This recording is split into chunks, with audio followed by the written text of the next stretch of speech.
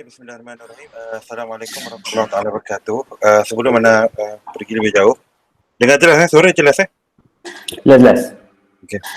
Sebelum Ana pergi lebih jauh, untuk Ana ingatkan diri kita masing-masing untuk sama-sama kita betul-betul memahami bahawa dalam sudut epistemologi, ilmu tu datang dari Allah. Maknanya bila kita ikhlas, kita betul-betul menyerahkan hati kita kembali kepada Allah, maka ketika itu sebenarnya Allah akan bagi kita ilmu. Dan Allah letak prasyarat. Ilmu ni aku nak tengok engkau belajar. Kan? Sebab Allah kata, masalaka tariqan yabtaghi fihi ilman, sahalallahu lahu tariqan ilal jannah. Kan? Bila siapa yang ikut jalan yang dalam dia ada ilmu, maka Allah mudahkan urusan dia ke syurga. Maknanya dari awal lagi Allah kata, urusan kau menuntut ilmu ini, kan? Urusan kau menuntut ilmu ini adalah urusan macam mana kamu berjalan menuju ke syurga. Kan? Dan benda yang kita faham konteks berjalan menuju ke syurga itu rahmat Allah. Dan atas Allah bagi rahmat, ketika itulah akhirnya barulah kita akan boleh memahami satu-satu perkara, barulah memahami ilmu itu dengan sebenar-benar ilmu, dan bukan sekadar ilmu yang tanpa realiti hakikat yang sebenar. Baik. Anda tak banyak masa, diberi masa kepada anda sejam saja. So anda boleh sampai pukul lebih kurang 10 minit macam tu. Kemudian kita akan buka kepada perbincangan sesi soal jawab, insya-Allah. Baik, kalau tengok tajuk yang diberikan kepada Ana adalah kepada saya adalah penilaian saintisme barat menurut kerangka epistemologi. Mana menurut epistemologi? Bererti kita kena faham kedudukan saintisme di dalam epistemologi. Jadi kita kena bincang apa dia epistemologi, apa dia saintisme, apakah dia hasil daripada saintisme ke dalam kerangka epistemologi dan seterusnya. Dan kita bila tajuk dia begitu broad, begitu besar, kebanyakan benda dia akan dalam bentuk kerangka asas yang paling tinggi saja. Jadi boleh jadi mungkin ada sebahagian mungkin ada sebahagian kata ustaz ni main cakap je, apa bukti, apa dia punya pandangan, apa dia punya pandangan lawan, antitesis dia, apa dia punya sintesis yang membuktikan sebaliknya dan sebagainya. Saya boleh bagi tapi sejam tak sempat. Maknanya apa yang saya akan kemukakan hanyalah fakta-fakta dan dia punya kerangka saja. Tetapi detail kenapa saya come out dengan kerangka ni, kenapa saintisme ni adalah kat sini, kenapa utilitarianism kat sini, nihilism kat sini, yang tu nak cerita dia tak sempat sejam. Jadi harap dengar, kalau ada apa-apa nota untuk tanya, boleh tanya. Nanti kita akan mungkin second round, third round, mungkin kita buat melalui wacana-wacana lain dan sebagainya. Baik. Sebelum kita pergi kepada saintisme secara spesifik, kita kena faham satu perkara terlebih dahulu, iaitu apakah dia isu manusia pada hari ini. First of all, adalah apa isu manusia pada hari ini. Jadi bila kita cerita apa isu manusia pada hari ini, kita akan menjawab sebelum tu minta maaf boleh tak saya minta izin sesiapa lah, seorang dua ke atau Luqman ke atau ramai-ramai buka kamera, sebab dia boleh cakap seorang-seorang ni dia punya semangat tu cepat merudum kan. Jadi okey lah, Ustaz Ismat ada tu lah, teruslah okey lah. Tapi kalau ada yang lain nak turut serta buka kamera, tak apalah, kita buat style sembang-sembang lah sikit. Jadi first sekali adalah apa isu manusia pada hari ini. Kalau kita sembang, kita kena ingat perbincangan kita merujuk kepada manusia. Mana manusia, kita bukan cerita tentang orang luar, kita bukan cerita tentang benda-benda lain, kita cerita tentang manusia itu sendiri. Ada manusia. So apa yang manusia fikir, apa manusia nampak, apa manusia rasa, apa manusia hasilkan, apa manusia buktikan, apa manusia buat, semua kembali kat situ. Dan benda ni kita tak boleh bincang melainkan kita memahami juga apa isu manusia hari ni yang kita nak selesai bila kita bincang saintisme ni. Sebab anda tak nak bincang, kita tak nak bincang suatu perbincangan yang tidak menyelesaikan apa-apa masalah kan. Jadi perbincangan dia akan merujuk kepada beberapa isu manusia yang kita nak selesaikan. Baik. Jadi isu manusia pada hari ini kalau kita discuss, kita boleh bawa kepada adalah dalam menentukan kebenaran. Bagaimana manusia mengatakan satu perkara itu benar. Contoh bila saya kata kita ada satu situasi yang real. Bila kita tengok dalam hari ini, bila dakwan yang paling rendah, discussion paling rendah, kita kata pergi keluar nanti, kita nak keluar jalan macam saudara Syazani keluar tu, nak pakai mask ke tak pakai mask? Mana yang betul? Pakai mask ke tak pakai mask? Mana yang betul? Mesti pakai mask betul. Tapi macam mana kita tentukan pakai emas tu betul? Apa bukti kita? Apa pembuktian kita? Apa proses yang kita sampai kepada kesimpulan bahawa pakai emas tu betul? Ini persoalan dia, kan? Dan ini yang isu manusia pada hari ini. Yang menyebabkan apa bila dia nak menentukan satu-satu kebenaran, satu-satu prinsip, satu-satu perkara, dia perlu tengok kepada macam mana dia menentukan satu perkara itu dinilai sebagai sebuah kebenaran. Itu benda paling simple. Nak keluar rumah pakai mask, tak pakai mask, kan? Contoh, kita pergi solat, nak penjarakan sosial, tak penjarakan sosial. Imam terajak cakap, imam kata lurus rapatkan saf, kan? Nak dengar cakap imam ke rapatkan saf ke tak, kan? Macam ni nak tahu kebenaran. Dekat situ itu isu yang paling pokok, menentukan kebenaran. Walaupun benda ni kita nampak terlalu tinggi macam, tapi sebenarnya inilah perkara yang berlaku setiap hari pada setiap suasana pada umat manusia. Pada manusia tu sendiri. Setiap hari kita buat keputusan adalah berasaskan kebenaran yang kita fahami, kebenaran yang kita yakini. Daripada sekecil-kecil benda sehinggalah kepada sebesar-besar benda. Sebagai contoh yang kalau besar, perkara terbesar, kalau kita tengok apakah persoalan terbesar yang perlu dijawab oleh manusia, adalah siapakah Tuhan yang engkau imani? Adakah mana soalan tauhid? Itu soalan paling besar. Jadi daripada benda yang paling kecil sehingga benda paling besar, itu aspek ketuhanan, akidah, siapakah Allah, siapakah Tuhan. Dekat situ pun dia akan teruji tentang bagaimanakah dia menentukan satu-satu kebenaran. Dalam mengatakan ini benar, ini tak. Sebagai contoh, bila dibincang akidah, ada orang kata, akidah salaf ke akidah khalaf? Nak pakai sifat 20 ke, nak pakai tauhid 3 ke, nak pakai macam mana? Jadi kita akan ada metodologi untuk menjawab mana satu yang benar. Ataupun budak zaman sekarang lagi, dia tolak dua-dua terus, tak nak bincang dah. Dia akan kata, apa yang benar adalah apa yang aku percaya. Jadi macam mana kau nak tahu apa yang kau percaya itu betul? Aku dah cukup hebat, aku ni tak bodoh, aku boleh tahu apa yang aku ni. Kau nak kata aku bodoh kan? Semudah itu dia kata apa yang dia percaya dia benar. Adakah itu betul? Adakah itu betul? Jadi ataupun dia bergantung berpegang kepada hawa nafsu saja. Jadi ini debate atau perdebatan yang kita akan bincangkan dalam menentukan kebenaran dalam kerangka bila kita nak memahami saintisme. Imam Syekh Al-Albani mengatakan ini adalah perdebatan miqyas atau kayu ukur kebenaran. Macam mana kita nak mengatakan satu benda tu betul atau salah? Adalah bergantung kepada miqyas dia, bergantung kepada metodologi dia. Bagaimana kita mengatakan ini adalah betul, ini salah. Baik. Jadi kembali kepada persoalan yang akan timbul adalah dia akan bincang. Contoh persoalan ni, persoalan dia adalah apakah kebenaran? Bagaimana kita mengetahui kebenaran mana? Kebenaran tu apa? Yang dipegang ke, yang diimani ke, yang terbukti ke, yang macam mana? Kalau yang paling famous adalah justified true belief. Dia kena justified, lepas tu kena true, kena benar, lepas tu kena belief, kena percaya pula benda tu. Ini dibawa oleh Plato Aristo kan. Plato bila duduk dalam gua, maka dia kata adalah justified true belief, itulah dia kebenaran. Tapi dalam kes kita, apakah kebenaran? Ini perdebatan yang akan dibawa dalam bila kita bincang tentang isu saintisme. Kedua adalah bagaimana nak tahu kebenaran. Kita dah tengok bahawa isu kebenaran ni penting. Betul tak? Orang tahu itu benar atau itu salah. Jadi timbul persoalan kedua, bagaimana kita nak tahu benda tu betul atau salah? Straightforward, senang je. Persoalan dia pertama, bagaimana apa kebenaran? Persoalan kedua, bagaimana tahu kebenaran? Ketiga pula, dia akan bincang pula, bagaimana apabila dua benda bertembung? Sekali dia kaji, dia tengok, aku tengok ni dengan cara aku ni, aku dah sampai kepada kebenaran, aku percaya. Tengok ada pula pandangan yang bercanggah. Alamak, macam mana ni? Ada dua pandangan. Macam mana nak buat?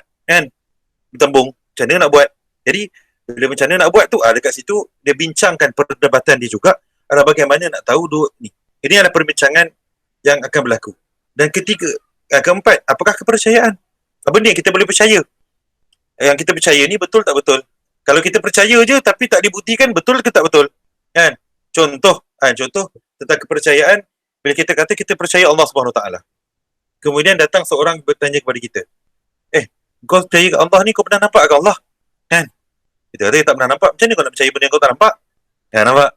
Itulah kepercayaan. Lepas tu dia kata, kalau macam ni kau percaya je lah tapi tak terbukti. Betul ke salah? Betul ke salah? Kat situ dia akan timbul kembali kepada isu yang awal tu. Kalau apa yang kita percaya itu menepati kebenaran dan menepati bagaimana mengetahui kebenaran, maka dia benarlah. maka dia bukan kepercayaan kosong, dia kepercayaan yang benar, nampak? Dan dia akan pergi pula, itu yang persoalan terakhir tu, pengetahuan apakah yang boleh membina kepercayaan dan tidak. Jadi semua perdebatan ini adalah preamble ataupun persoalan awal yang perlu kita bahaskan sebelum kita bincang tentang apakah dia scientism. Kita perlu masuk dalam kepala kita dulu. Baru kita boleh bincang scientism tu apa. Sebab scientism dia adalah pada atas sekali itu kebenaran. Dia akan terus membentuk semua perkara-perkara yang ada. Baik. Kalau kita tengok kat sini, kan, semua perbincangan yang kita bincang tadi dinamakan dalam perbincangan dalam perbincangan epistemologi. Kan, semua ada, kalau kawan-kawan saya dulu dia kata, Luqman ada apa tu angkat tangan tu? Kan, kalau ada apa-apa terus tanya. Okey. Ada sebut apa dia epistemologi, susah nak faham kan. Epistemologi dalam bahasa Arab ialah nazariyatul ma'rifah, iaitu bagaimana kita mengetahui satu perkara. Apakah dia pengetahuan, apakah dia ilmu. Jadi persoalan-persoalan yang ada tadi adalah persoalan yang dibincangkan dalam disiplin epistemologi. Maka kalau tengok kepada tajuk kita hari ini, kan, tajuk kita hari ini adalah Saintisme Barat menurut epistemologi. Saintisme Barat menurut epistemologi. Jadi kita kena faham epistemologi. Epistemologi rupanya cerita perkara-perkara ini, cerita tentang ilmu, bagaimana kita nak tahu apakah kebenaran, adakah kepercayaan itu terbina dari pengetahuan, adakah pengetahuan dan kepercayaan itu boleh diterima dan sebagainya. Jadi ini semua adalah perbincangan epistemologi. Jadi bila kita cerita tentang epistemologi, dia akan cerita benda ni. Okey, sampai sini ada soalan sebab saya tak nak teruskan kalau tak faham epistemologi itu apa. Kita biar perbincangan kita ni tidak jargon. Sila. Assalamualaikum Ustaz, boleh cakap Salam, sila Luqman.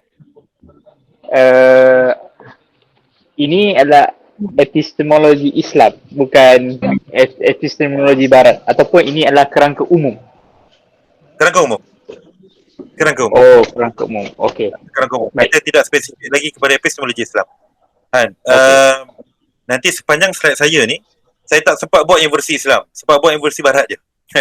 Merujuk kepada, maknanya soalan yang bagus ya Ustaz Luqman daripada saudara Luqman kita. Sebab kalau boleh buka kamera lagi bagus Luqman, sebab dah lama tak temu muka saudara kita kan, lepas kahwin dia berdating dengan isteri dia je, dan kita dah tak pandang dah. Jadi sepanjang epistemologi ini, kalau kita tengok perdebatan yang saya bawa ni adalah banyak kepada Barat dan lawan kepada apa yang mereka fikir. Tapi saya tak bawa kepada perbincangan apa yang Islam sediakan lagi. Sebab apa yang Islam sediakan tu dia akan tambah sejam lagi. Dia tak sempat. Kita sejam ni kita akan lalu tentang kerangka Barat dan kerangka sedia ada. Yang sebenarnya kerangka Islam pun dia tidak lari jauh dari sudut kerangka paling asas tu. Nanti kita akan tengok kejap lagi apa maksud kerangka paling asas. Dan kita akan tengok apa kedudukan saintisme dalam semua ni. Baik, seterusnya isu manusia pada hari ini kita boleh faham adalah isu epistemologi. So faham kat situ. Bila kita cerita tentang isu manusia pada hari ini, dia kembali kepada isu epistemologi. Jadi bila kita faham isu dia adalah isu epistemologi, jadi kita ada satu common ground. Kat situ saya nak bina. Sampai kepada poin ini, saya nak bina satu common ground, satu garis asas bahawa kita tengah bincang tentang isu epistemologi, bagaimana seorang itu mendapat ilmu, bagaimana seorang itu mengatakan kebenaran, dan kesan daripada hakikat, mana scientism itu sendiri, kesan dari situ, bagaimana dia membentuk epistemologi dan seterusnya. Baik. Alright. Okay. Jadi kalau kita tengok pada bincang kita hari ini, scientism tu kedudukan dia dalam epistemologi kat mana? Situ soalan dia. Scientism kedudukan epistemologi kat mana? Dan apa kesan dia dengan kedudukan scientism itu? Dan macam mana proses muncul scientism? Sebab scientism ni kalau kita tengok, tiada siapa boleh dakwa scientism ni bermula pada zaman dulu. Istilah tu. Dia hanya pada akhir 1800, awal 1900. Dan dia sebenarnya dia adalah satu istilah yang digunakan pakai secara meluas pada kurun ke-20. Dan sebelum kurun ke-20 tak pakai. Sebab tu kita tak akan jumpa perdebatan scientism Ibn Rushd melawan scientism. Tak ada. Kita tak akan jumpa perdebatan Ibn Taymiyah melawan scientism. Kita tak akan jumpa perdebatan even perdebatan di dalam orang Kristian dengan scientism pun kita tak jumpa. Thomas Aquinas melawan scientism. Saint Anselm melawan scientism. Kita tak jumpa perdebatan-perdebatan tersebut. Sebab scientism ini adalah satu benda yang baru setelah berlalunya satu proses yang panjang, kemudian mereka sampai kepada satu conclusion, satu kesimpulan bahawa scientism adalah satu kebenaran. Jadi kita akan tengok kejap lagi. Jadi sebab tu kalau tengok kat sini, kita akan dah masuk kepada dia punya crux of the discussion adalah kerangka ini. Kerangka isu scientism. Kalau kita tengok macam saya cerita tadi, dekat sini dia ada banyak saya dah banyak persoalan-persoalan tadi kita dah susun cantik. Jadi macam ni. Apa yang kita susun ni, maka kita akan ada kebenaran atau hakikat. Apakah dia kebenaran tu hujung sekali. Nampak? So nampak kan? Lepas tu kita ada pengetahuan, apakah dia ilmu. Kemudian kita ada cerita tentang metodologi untuk mengambil sebuah pengetahuan. Dan kita ada perbincangan tentang apakah yang boleh dicerap, iaitu apakah dia alam. Apakah benda sekeliling kita ni? Semua benda ni apa? Dan kita ada perbincangan juga apakah kewujudan. Sebab kewujudan tu sendiri apa? Yang wujud ni apa sebenarnya? Adakah tangan kita yang bergerak ni atau roh kita yang bergerak? Yang bila kita tengok ni bergerak ni tangan ke roh kita? Jadi itu adalah persoalan kewujudan. Apakah kewujudan? Apa yang wujud sekarang ni? Wujud dalam kepala kita ke? Wujud kat luar ke? Wujud fizikal ke? Wujud macam mana? Apakah dia bicara adalah apakah alam ini? Semua benda ni apa? Jadi lepas tu metodologi. Dari situ kita akan tahu apakah dia pengetahuan, macam mana nak ambil pengetahuan. Dari metodologi tersebut kita akan tahu apakah dia pengetahuan dan apakah dia dari pengetahuan itu kita akan tahu apakah dia kebenaran. So garis-garis itu adalah proses. Kalau Islam dia akan boleh pergi dua-dua arah. Tapi kalau barat dia akan pergi kepada daripada kebenaran tu warna biru, merah itu yang barat. Merah itu yang barat. Yang biru itu yang biasanya Islam dia boleh pergi both ways. Tapi barat dia akan pergi daripada merah sahaja. Ini adalah berdasarkan pandangan Davutoglu dalam paradigms alternate paradigms. Jadi kalau kita tengok kat sini, saudara Luqman dah keluar ke? Oh, ada lagi. Jadi scientism kat mana, Luqman? Scientism tu kat mana? Luqman lagi, kita Syazani lah. Syazani rasa scientism tu kat mana? Ada 5 ni. So kat mana? Kita nak letak kat mana scientism?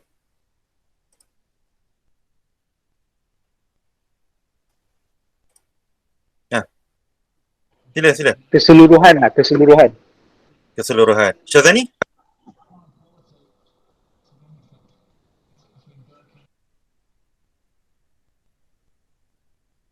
Oh, okey, tak apa. Okey, jawapan dia sebenarnya scientism ini dia akan merujuk kepada pengetahuan. Okey, terima kasih kerana mencuba. Okey. Tapi sebenarnya scientism ni kedudukan dia adalah hujung sekali. Kalau tengok scientism ni kat mana? Scientism adalah hujung sekali tu. Hujung sekali. Hakikat atau kebenaran. Maka scientism adalah sebuah falsafah untuk mengatakan inilah kebenaran. Inilah dia hakikat. Jadi bila kita cerita hujung sekali tu scientism. Iaitu kebenaran hanyalah yang ditentukan oleh metod saintifik. Kebenaran hanyalah yang ditentukan oleh metod saintifik. Sebab tu bila cerita tentang scientism,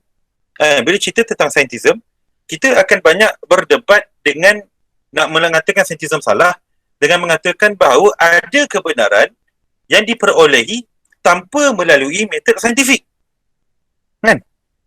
Ada kebenaran yang diketahui tanpa melalui metod saintifik.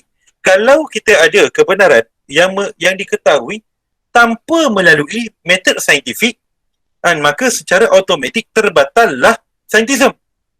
Okay, faham dia kena satu-satu, selangkah demi selangkah. Scientism adalah kebenaran yang ditentukan oleh metod saintifik. Jadi scientism ini terbatal apabila kita boleh katakan ada kebenaran yang diketahui tanpa melalui metod saintifik. Contoh metod saintifik apa? Metod saintifik, tu kita akan tengok nanti metodologi. So dekat bahagian metodologi,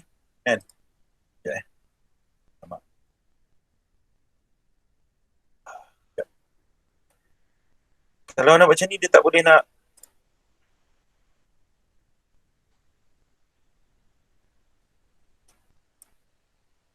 tak boleh conteng Kejap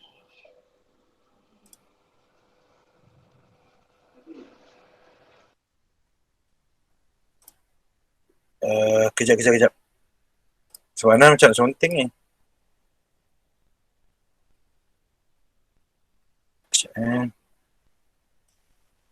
Macam tu nak bentar biasa. Kejap. Ini teknikal sekejap.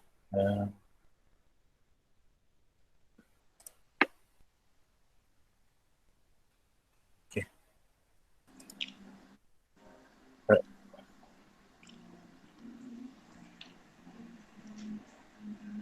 Okay. Alright. Sekejap nak contohnya. Okay, nampak Nampak pointer kan? Nampak pointer ke? Nampak kan? Nampak warna merah tu kan? Jadi, scientism ini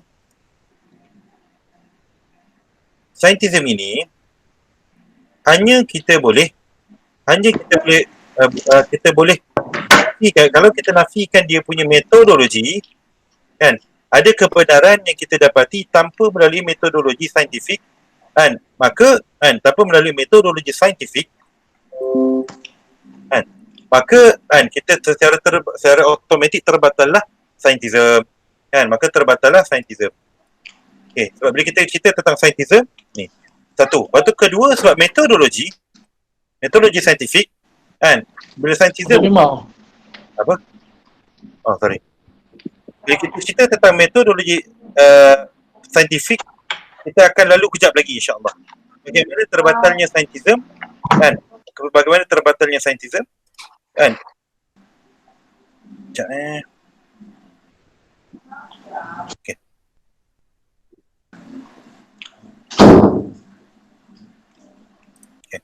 Bagaimana terbatalnya scientism adalah dengan terbatalnya metodologi mengambil pengetahuan.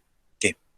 Tapi slide yang ini nak buktikan, nak menunjukkan kepada kita kedudukan scientism. Okay. Kedudukan scientism. Jadi kedudukan scientism ini dekat hujung sekali. Dia hasil terakhir. Dia adalah hasil terakhir. Kita kajilah macam mana pun, dia adalah ideologi yang hujung sekali. Jadi ada orang akan tanya, Ustaz, kita tolak scientism kan? Sebab apa? Sebab kebenaran bukan melalui metode saintifik je. Kalau Allah bagi kepahaman kan, adakah benda tu kita ni? Sebab siapa yang percaya kepada scientism, tengok siapa yang percaya kepada scientism, maka dia akan apa? Dia akan bercanggah dengan wahyu. Kecuali dia ada kecuali tu.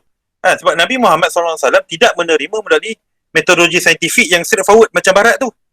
Metodologi saintifik positivism, empiricism. Nabi Muhammad tidak menggunakan, mana Nabi Muhammad menerima wahyu dan menyampaikan kepada kita Islam, dan Quran tu datang kepada kita bukan melalui metodologi saintifik, empiricism, positivism. Apa empiricism, positivism kita akan masuk kejap lagi.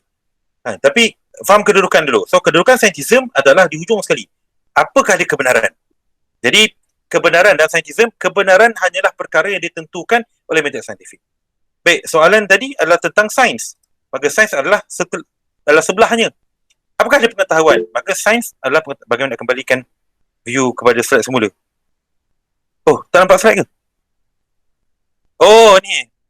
Saudari tekan dekat presentation. Dia kalau tengok tu dekat orang-orang tu, akan ada satu orang yang presentation, satu orang yang slide, tekan orang yang slide tu. Nanti akan nampak. Dah ke? Okay. Harap settle lah tu. Sebab kalau tak nampak slide ni nanti tak faham. Jadi kalau tengok, tekankan butang atas. Tampin. Terima kasih Syekh Sofi kita. Kalau tengok kan, bila dia kata scientism tu macam tu, kena faham, scientism adalah produk. Dia hasil daripada metodologi, hasil daripada nanti kita akan tengok hasil daripada apa. Tapi sebab kita mula dari scientism tu, jadi dia terbalik sikit. Ni kita faham kedudukan dulu, kita tak faham relation lagi. Jadi scientism adalah hasil daripada sains, pengetahuan. Bila kita ambil bahawa pengetahuan hanyalah sains, hanya sains saja diambil sebagai pengetahuan, ilmu yang bernilai dan berguna. Bila seorang tu pegang kepada ni kita tengok kesan bila seorang tu berpegang kepada scientism, iaitu kebenaran dan hakikat hanya ditentukan melalui metodologi sains, maka pengetahuan yang dibernilai hanyalah pengetahuan saintifik, sains sahaja. Jadi dia akan menolak ilmu akidah, dia akan menolak ilmu syariah, dia akan menolak Quran dan Sunnah, dia akan menolak semua, kan? Ni, semua ilmu-ilmu selain daripada sains. Malah apa yang berlaku pada hari ini disebabkan ideologi saintism, semua ilmu selain daripada ilmu sains dianggap sebagai ilmu berkaitan tentang perangai manusia, ataupun ilmu berkaitan sosiologi, ataupun ilmu berkaitan budaya. Maka bila kita tengok dakwaan mereka yang berpegang pada saintism, mereka akan berpegang kepada apa yang kita lakukan. Contoh, kita solat hari raya dekat sini, dekat Saudi pun solat hari raya, dia adalah perkongsian budaya. Dia adalah perkongsian budaya. Dia hanyalah budaya tanpa merujuk kepada apa-apa nilai keilmuan dan tanpa merujuk kepada apa-apa metodologi ilmiah. Dia akan kata macam tu. Jadi, mudah cerita, mereka yang berpegang pada saintism akan nampak ustaz macam mana ni lekeh, kan? Ni second grade punya ilmu, kan? Kalau cerita kat dia, Allah kata kalau solat masuk syurga, dia kata yang lagi penting ialah E sama dengan MC square, kan? Jadi dia akan pegang kepada macam tu. Dia akan pegang kepada ilmu sains itu yang bernilai, ilmu yang selain daripada sains tidak bernilai. Dan sains ni merujuk kepada, kalau tengok tulisan dalam sains tu, ada koma, inverted comma atas tu, kan? Ada inverted comma kat atas tu. Baik. Sebab kita faham ni sains barat. Bukannya sains yang Islam. Sains Islam kita tak ni. Kita tak ada isu kat situ. Kan? Kita ada fardu ain, ada fardu kifayah dan sebagainya. Tu kita bincang dalam sesi yang lain. Saya ada setengah jam je lagi. Jadi sains adalah mereka akan menganggap hanya sains saja ilmu yang berguna. Dan ini kan, bila saintism ini dia melihat ilmu sains saja berguna. Kan? Sebelum kita pergi metodologi, kita melihat pada hari ini itu juga yang berlaku kepada keseluruhan umat Islam dan keseluruhan dunia pada hari ini. Kan? Siapa yang mengambil apa-apa bidang keilmuan selain ilmu sains, maka dia akan dilihat sebagai sebuah bangsa, sebuah individu yang mundur. Dan kita tak perlu pergi jauh. Kita tengok dekat Malaysia sendiri. Kenapa kuliah-kuliah sastra dan kebudayaan dan kuliah-kuliah keagamaan dilihat sebagai second grade yang tidak memerlukan orang yang mempunyai SPM straight A untuk masuk, berbanding kuliah medical. Mana nak masuk ambil medik, kau kena dapat paling kurang 8A kredit, kan? 8A1, kan? Paling kurang kredit total sebanyak 12, kan? 12 kredit dan 12 aggregate dan sebagainya, kan?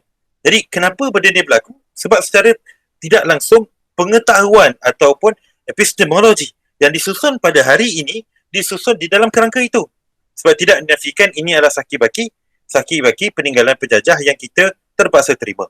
Berbanding dengan zaman Islam dahulu, maka perkara pertama yang diajarkan adalah ma'rifatullah. Sebab itu yang dia nampak paling utama. Dan dia nampak sebagai, dia rasa nak belajar benda ilmu selain daripada ilmu agama ni, kan? Contoh nak belajar medik ke apa, mesti atas asas fardu ain. Bila dia diamanahkan untuk buat benda tu. Jadi ini pertimbangan yang telah bertukar pada hari ini. So pertimbangan yang telah bertukar ni disebabkan kepada dogma dan juga ideologi saintism yang telah melatari epistemologi, kerangka epistemologi pada hari ini. So bila saya sebut kerangka epistemologi, merujuk pada kerangka ini jadi jelas. Baik. Seterusnya, bila seorang tu berpegang pada saintism, sebenarnya dia telah berpegang kepada a certain set of methodology dalam mengambil ilmu pengetahuan. Sekejap kenapa dia tak boleh?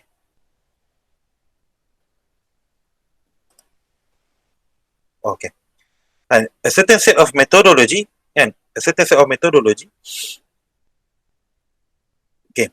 iaitu dia akan berpegang kepada empiricism atau positivism.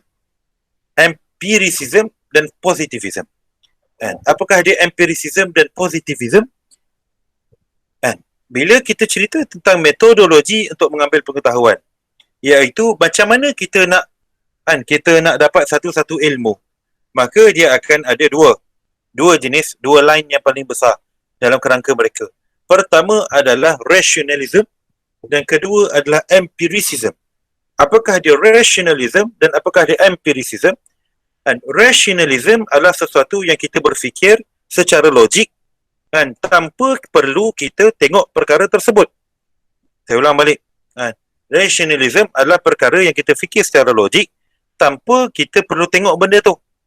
Tanpa kita merasai sendiri perkara tersebut. Kalau dalam istilah mereka, mereka akan guna pakai Allah lupa lah. Mereka akan guna pakai istilah dia sebagai a priori atau a posteriori. A priori atau a posteriori. A priori adalah benda tu kita boleh faham secara logik tanpa melalui. A posteriori adalah perkara tu kita kena lalu dulu baru faham. Sebagai contoh, beza rationalism dan empiricism adalah contoh bila kita kata Allah tu wujud, Tuhan tu menciptakan kita wujud. Maka kita kata logik lah, sebab katalah saya jatuhkan apa, alam ni takkan ada secara automatik, mestilah ada yang menciptakan. Betul tak? Contoh kita ambil ada satu cerita. Cerita ni dia, seorang perempuan tengah menjahit. Dia tengah menjahit. Sekali tu orang tanya kat dia, mana, apa bukti Allah tu ada? Maka dia teruskan menjahit. Orang tanya lagi, apa bukti Allah tu ada? Maka dia berhenti menjahit. Lepas tu dia tunjuk baju yang tak siap. Dia kata, kalau aku tak teruskan jahit, siap tak baju ni?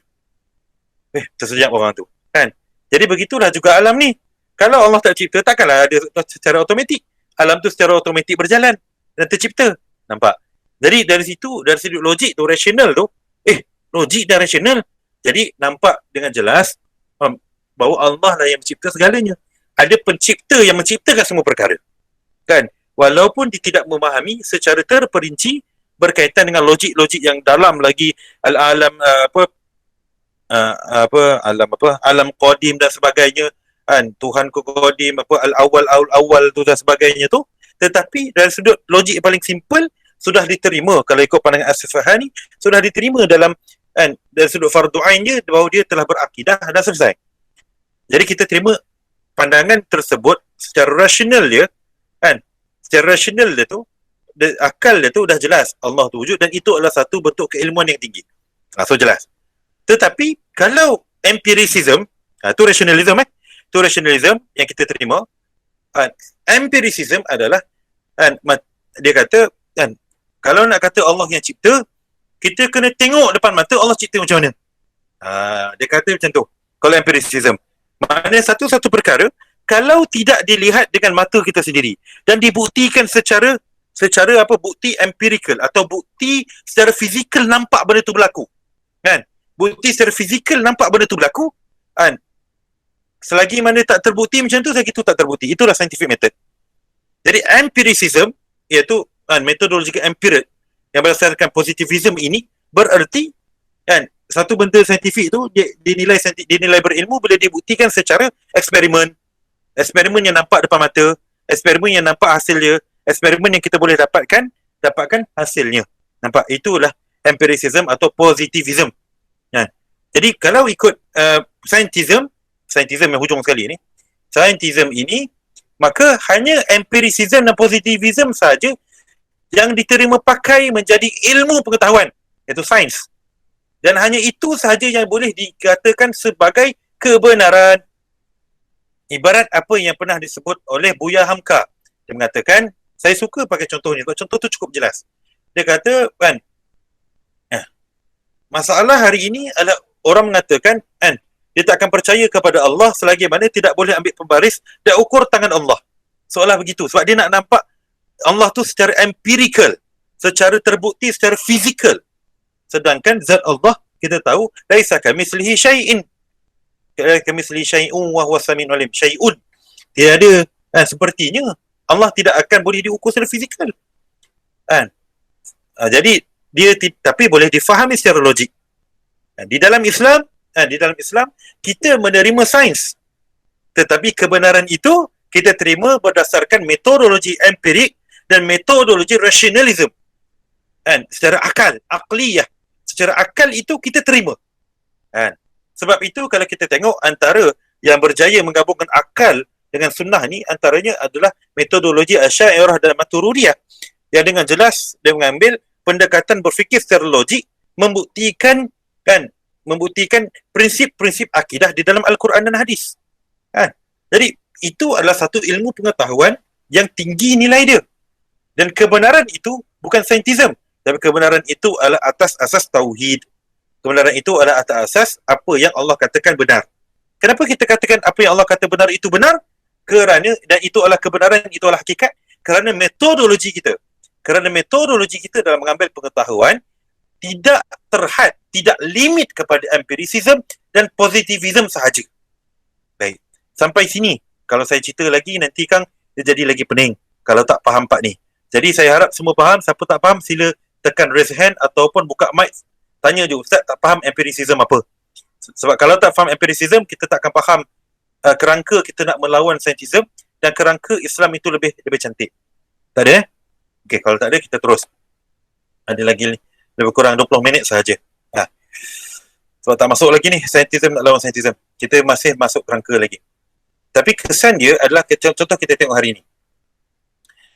Bila kita metodologi, bila isu metodologi kan, bila orang menolak rationalism, maka dia akan menolak bahawa Al-Quran itu adalah kitabullah. Kan? Sebab dia kata apa? Apa bukti Al-Quran tu memang nampak Jibril turun? Tak ada bukti nampak Jibril turun. Kan? Yang terbukti hanya Nabi Muhammad bercakap. Dia kata, secara empirikal, terbukti hanya Nabi Muhammad bercakap. Kan? Tetapi secara, jadi adakah, jadi mereka akan kata bila yang terbukti hanya Nabi Muhammad bercakap, maka mereka akan kata, tak ada beza Al-Quran dengan wahyu, Al-Quran dengan sunnah. Tapi kita nampak ada beza. Kenapa? Sebab kita faham bahawa Nabi Muhammad tidak menipu. Tidak menipu. Kita faham juga Nabi Muhammad mendapat Al-Quran dalam keadaan Al-Quran menceritakan ilmu yang lebih menjangkaui teknologi orang Arab ketika itu. Teknologi orang Arab ketika itu. Dan kalau tengok dalam muqaddimah yang disebut dalam Syekh Mana Al-Qattan tentang mabahis fi ulumil Quran, antara mukjizat ijazul Quran, bila dia cerita kenapa Al-Quran ini diturunkan kepada Nabi Muhammad di tengah-tengah orang Arab dan bukannya kepada mana-mana Nabi yang duduk dekat Rom atau mana-mana Nabi yang duduk kat Parsi. Boleh saja Allah dia tak sebut orang Parsi lah, dia sebut kepada yang selain Arab kan. Sebab boleh kalau katalah Nabi tu kan menceritakan Quran tu sampai di Rom atau Parsi, orang akan boleh kata sebab dia orang maju, dia dapatlah kemajuan itu. Dapatlah dia punya kemajuan ilmu. Tetapi benda tu sampai Al-Quran, astagfirullahaladzim. Al-Quran itu sampai di tanah Arab, di tengah padang pasir yang mustahil secara saintifik akan mengetahui bukti-bukti saintifik yang akan berlaku yang hanya boleh dapat 200-300 tahun selepas itu. Jadi ini semua adalah bukti empirik kan sebenarnya, dan secara rationalismnya mengatakan Quran itu datang dari Allah. Jadi kita percaya. Tapi bila mereka menolak rationalism, menolak logik, dan mereka hanya ambil empirik, maka mereka akan menolak Al-Quran sebagai satu bentuk keilmuan. Sedangkan kita, secara akidah kita mengatakan Al-Quran adalah ilmu yang paling tinggi adalah ilmu Al-Quran. Berkaitan Al-Quran, pemahaman berkaitan Al-Quran. Dan kebenaran yang paling tinggi adalah Al-Quran. Kan? Hakul mubin. Apa dia? Al-Quran. Kan? Yang tidak boleh diragui. La raiba fih. Itulah Al-Quran. Nampak? Okey. Jadi kena faham kenapa empiricism ini kita perlu tackle juga, sebab ia adalah asas kepada pembentukan saintism. Bahawa kebenaran hanyalah ditentukan oleh metode saintifik, dan dia adalah asas kepada orang hanya menerima sains dan hari ini tidak menerima ilmu-ilmu agama. Baik. Jadi apakah yang boleh dicerap? Dia kalau tengok empiricism ni juga, dia kembali kepada asas ontologi atau nazariyatul wujud, berkaitan tentang apa yang wujud yang boleh dicerap. Maka mereka berpegang naturalism. Naturalism iaitu hanya dunia fizikal sahaja yang boleh dicerap sebagai wujud. Maknanya selain daripada beyond physical iaitu metafizik. Istilah kita adalah metafizik, iaitu beyond physical world yang menjangkaui dunia fizikal ini, mereka kata tidak boleh dicerap. Sebab itu bila dia cerita tentang bosons, atom dan sebagainya, mereka akan kata ini adalah berdasarkan cerapan benda yang lebih besar. Jadi cerapan benda yang lebih besar, kita akan nampak benda yang lebih kecil. Benda yang lebih kecil, dan teori-teori berkaitan perkara-perkara yang lebih kecil. Jadi dia masih berpegang kepada naturalism. Sebab itu bila kita kata tentang roh, dia tak percaya kepada roh. Kita kata kepada wujudnya Al-Quran, wujudnya malaikat, jin, dia kata tak ada. Itu semua tak ada, tidak wujud dan mustahil untuk wujud. Yang wujud hanya dunia fizikal yang dicerap sahaja. Itu dia. Baik. Jadi bila kesan dia, bila seorang yang berpegang kepada saintism, dia mengambil ilmu sains sahaja sebagai sebuah ilmu dan empiricism sebagai asas kepada mengambil pengetahuan, maka mereka akan pulun hidup mereka di dalam kerangka naturalism. Dan mereka meletakkan kehidupan itu hanya kepada existentialism, nihilism dan anomaly saja. Maka kewujudan yang wujud, kewujudan yang wujud hanya boleh wujud bila existentialism, iaitu manusia itu sendiri yang mengatakan benda itu wujud. Jadi manusia itu sendiri yang wujud. Jadi you only live once. Jadi aku jangan wujud kat sini, lantaklah apa yang berlaku pun, yang penting aku atas diri aku. Nampak kesan dia. Dan nihilism, dia rasa kehidupan dia tak bererti. Dia akan kata, apa beza manusia dengan kambing? Dia kata manusia dan kambing ni dua-dua sama, ada perasaan. Cuma kita ni lebih maju, macam kambing gurun lebih maju dengan kambing daripada kambing duduk dalam kandang. Dia akan kata macam tu je lah. Kan? Kambing gurun lebih maju dari kambing dalam kandang. Kenapa? Sebab kambing dalam kandang kalau lepas kat luar, dia tak pandai nak makan. Kambing bibiri, nanti dia akan mati. Tapi kambing gurun, dia boleh hidup dekat panjat gunung dan sebagainya. Maka dia kata atas asas itu sebenarnya manusia duduk dalam hierarki sama. Jadi manusia ni sebab dia hujung sikit. Minta maaf typo. Dia dah nihilism L sebelum S. Jadi dia akan kata nihilism, hidup ni tak bererti. Hidup ni sama je macam kambing. Kan? Jadi itu adalah perkara yang berlaku apabila dia berpegang kepada saintism, secara automatik dia akan pergi kepada nazariyatul wujud dia, ontologi dia adalah kewujudan dalam bentuk nihilism. Kewujudan dia adalah kewujudan yang tidak bererti.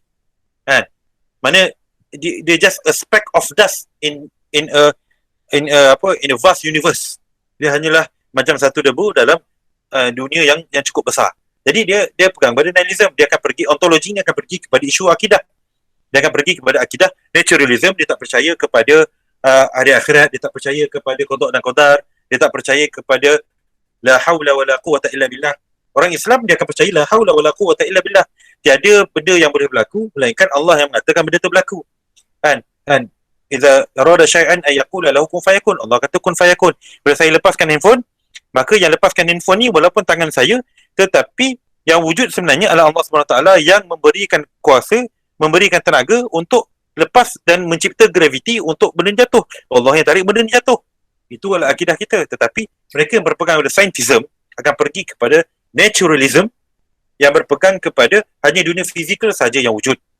Jadi bila ditanya sebab itu, kalau dunia fizikal je wujud, apakah makna kewujudan? Maka dia kata makna kewujudan adalah nihilism, yang tak ada makna, ataupun anomaly. Anomaly ni apa? Semua adalah secara semula jadi. Sebab itu antara yang menyimpulkan perkara ini adalah Buya Hamka mengatakan syirik terbesar hari ini adalah perkataan semula jadi.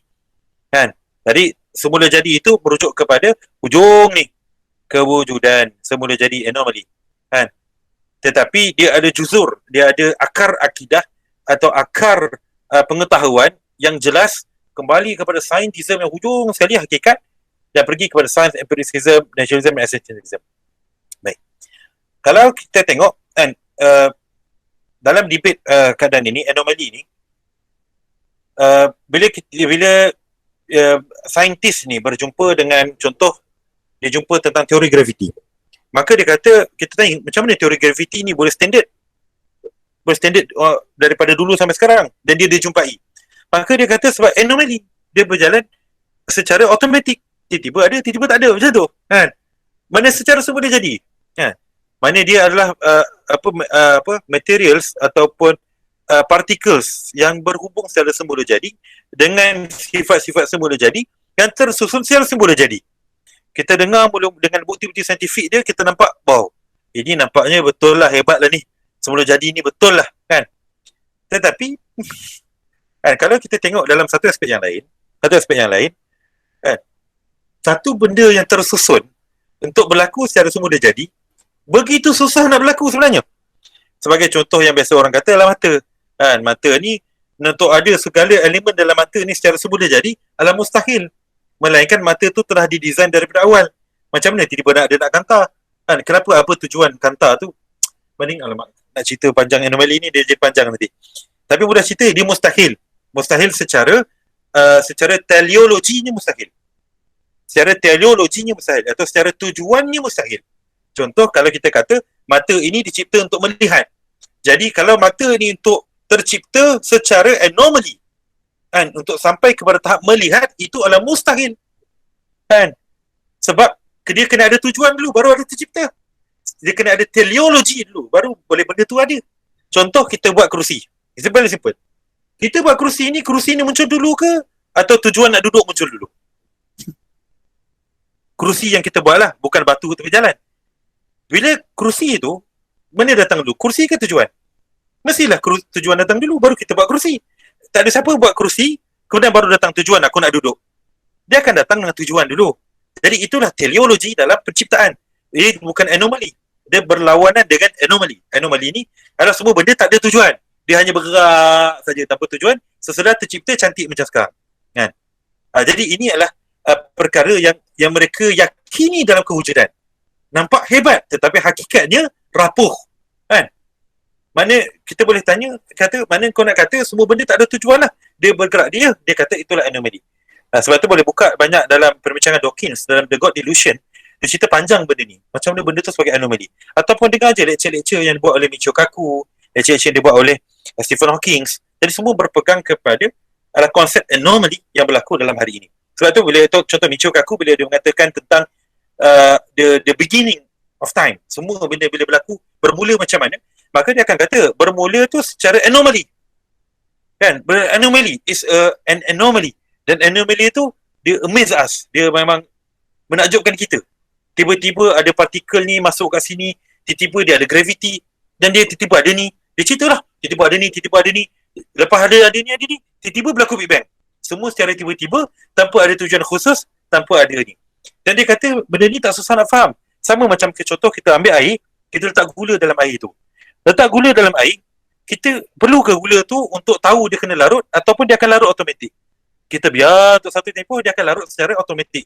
Dan dia kata itulah dia yang berlaku dalam dunia ni secara anomali. Kan? Kita dengar tu nampaklah macam begitu hebat bukti saintifik. Tetapi sebenarnya tak logik kalau kita tengok lebih mendalam. Sebab kita kata contoh mendalam dengan lebih tersusun. Kan? Contoh bila kita kata tangan kita. Kenapa ada 5? Kenapa tak ada 3? Kenapa tak ada 4? Kan? Syekh Ar-Raghib Al-Asfahani di dalam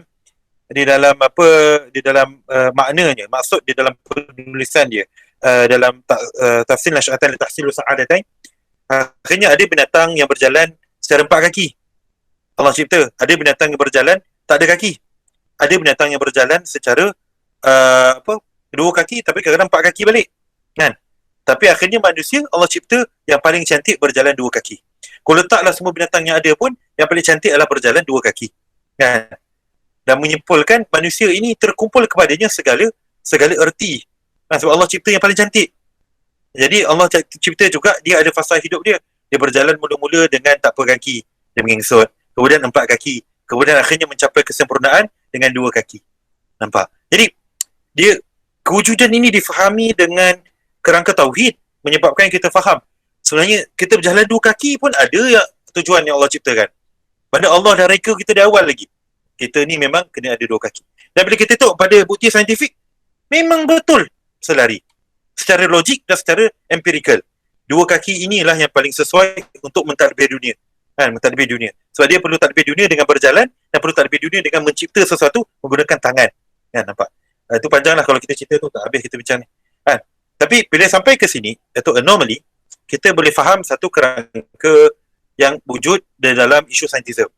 Iaitu kerangka pemikiran, kerangka pengetahuan, kerangka tauhid, kerangka akidah, kepercayaan yang wujud pada hari ini. Dan dalam berhadapan kerangka ini timbul persoalan. Jadi kita sebagai orang Islam, kita nak buat macam mana? Jadi adakah kita nak kata semua yang orang yang saintis ni, siapa orang Islam yang pergi kepada sains, dia akan terus jadi seorang yang syirik atau dan sebagainya sebab tak percaya kepada Tuhan, atau macam mana?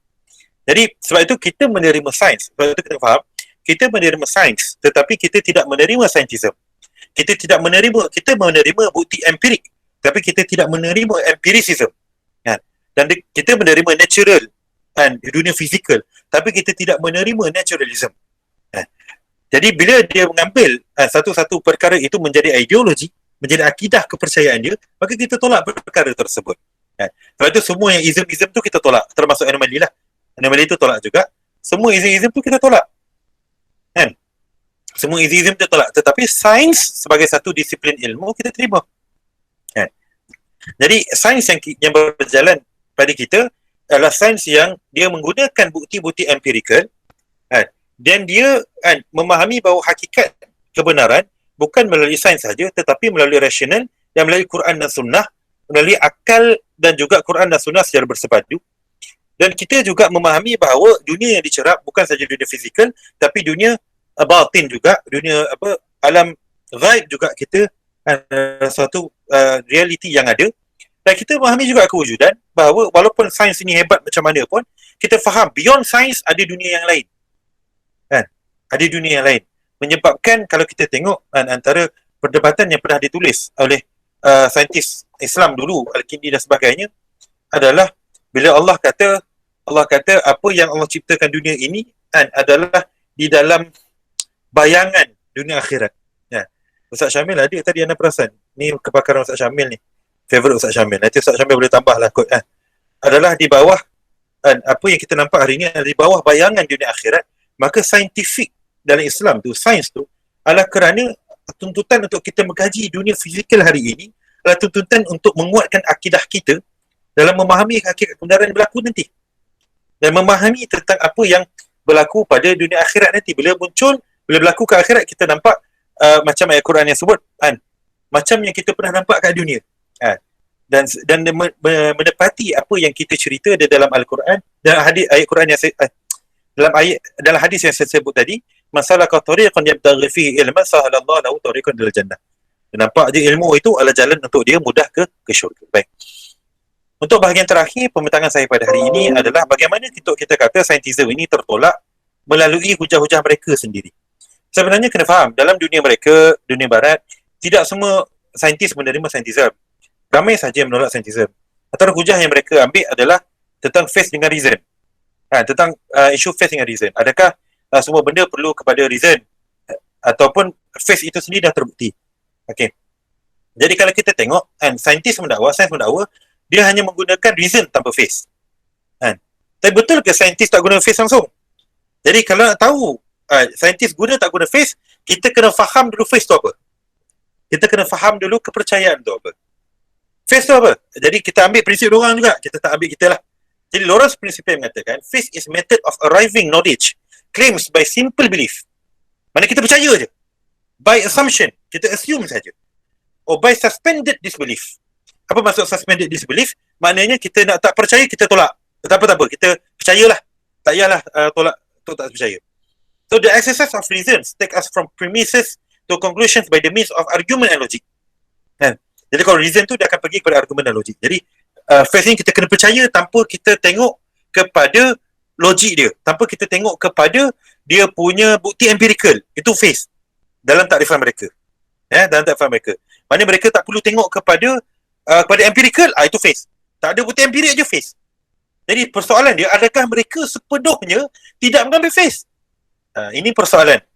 Anak ulam kali betul ke saintis tak guna faith langsung?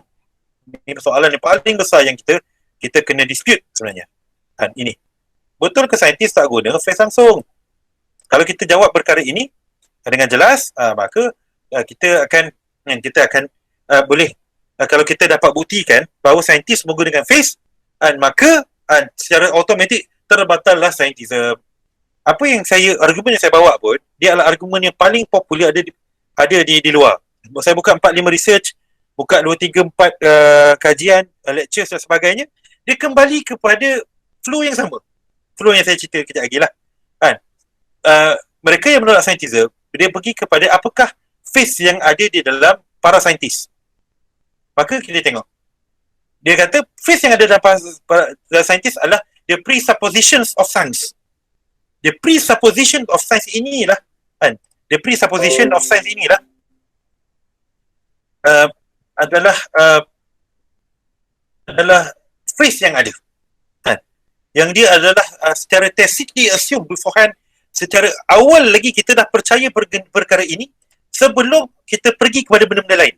Itu presuppositions maksudnya. Contoh, bila kita nak bincang tentang mana presuppositions ni adalah mikias, adalah kebenaran awal dulu sebelum kita nak sampai kepada apa-apa argument. Contoh, bila kita sembang tentang yang dibuat oleh Ibn Rushd dulu kan, bila dia bawa syarah kepada Aflatun, bila dia syarah kepada Aflatun, Ibn Rushd kata dia kena ada presuppositions dia. Dia kata awal dulu dia kena kata bahawa al-qiyas adalah apa, qiyas tu apa, ni adalah apa, ni adalah apa, maka itu adalah presuppositions. Kita kena setuju dulu perkara-perkara common ground dulu. Lepas kita setuju common ground ini, baru kita boleh bincang.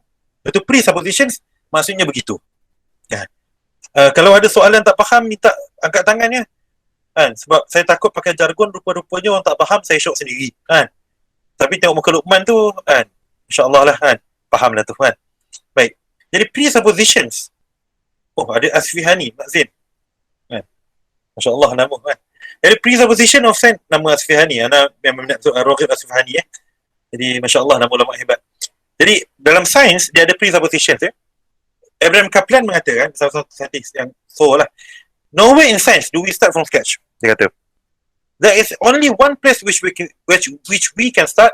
That is from where we are. Science is no miraculous creation out of nothing, no spontaneous generations of knowledge and from ignorance. When presuppositions are denied, a logical status will remain mired in skepticism. Maknanya kalaulah sains ini, kan, kita tidak ada presuppositions. Sebelum kita cerita presuppositions tu apa, dia kata perlu ada presuppositions. Kenapa? Sebab kalau tak ada presuppositions, kita tidak akan boleh bersetuju apa dia sains. Kita tidak akan boleh bersetuju apakah dia yang boleh diterima. Jadi, apakah yang eksperimen yang kita boleh buat pun. Kalau tak ada presuppositions, maka kita tidak akan boleh buat eksperimen pun sebenarnya. Maka kita akan bergelubang dalam skepticism. Apakah dia skepticism? Skepticism adalah satu ideologi yang mengatakan bahawa tidak wujudnya kebenaran. Mana tak ada benda benar. Semua benda adalah relatif, semua benda kita tidak boleh tahu. Itu skepticism. Baik. Kalau tengok pada presupposition of science, dia bawa kepada apakah dia presupposition of science? Presupposition of science adalah specified, bukan specified individual.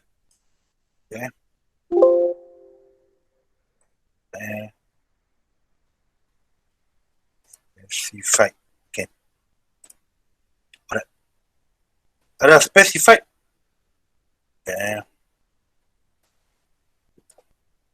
Kejap. Technical sikit. Okay. Presupposition of science adalah specified, bukan specified. Specified individual structure of nature. Ini adalah satu bentuk presuppositions. Okay.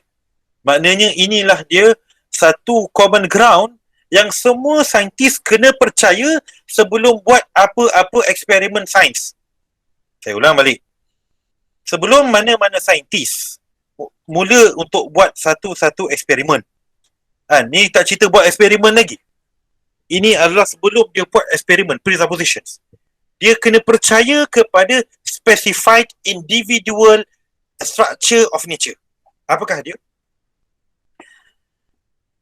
Andrew Van Milson mentarifkan sebagai that different individual material things and events can be classified according to certain species. Maknanya macam yang dibuat oleh Aristotle, Plato, Ibn Rushd. Kalau tengok dalam Ibn Rushd punya syarahan tu cukup kemas, dia susun dalam dia kena spesifikkan dunia ini ada individu dalam spesies tertentu. Ustaz Ismat, saya tambah masa sikit boleh lagi 5-10 minit lepas tu baru saya habiskan pertanyaan. Boleh saya. Alright, okay. Jadi dia kena faham dulu dalam sains ni bahawa semua individu boleh disusun di dalam spesies, boleh disusun di dalam satu konsep spesies. Contoh, kita boleh susun material dalam bentuk ada, kalau dalam Aristotle ada air, ada api, ada udara. Ada tu. Kalau hari ini dia boleh susun dalam bentuk jadual berkala, kan? Kalsium, bukan, K kembali kepada Ca, kalsium. K kembali kepada, lupa dah. K, Ca, Na, Mg, Al, Ce, Sa, kan?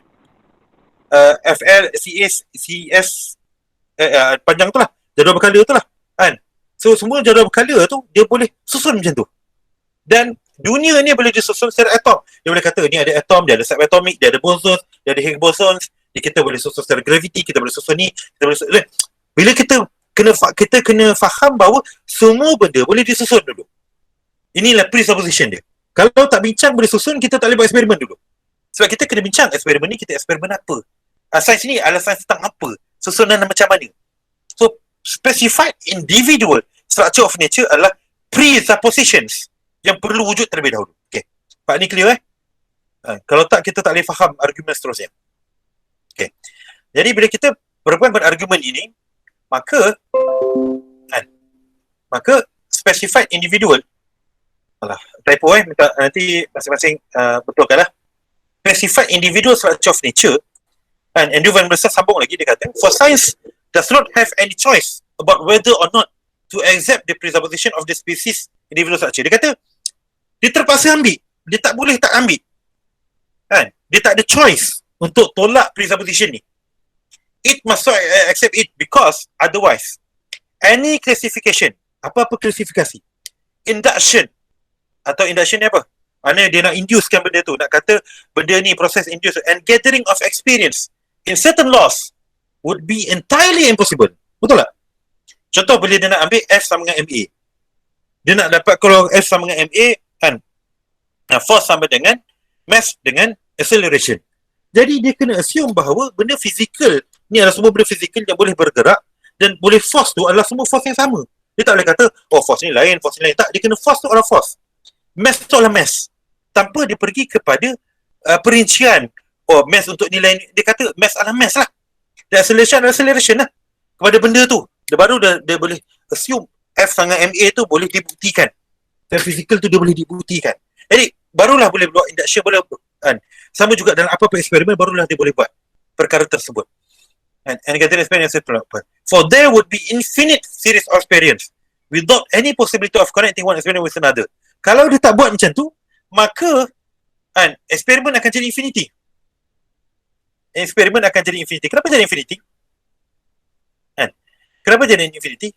Sebab kalau kita tengok, kalau kita tengok jadi infinity, kalau dia tak boleh connectkan macam tu, maka sebenarnya apa-apa basic of science dia kena dibuktikan dalam semua benda yang ada.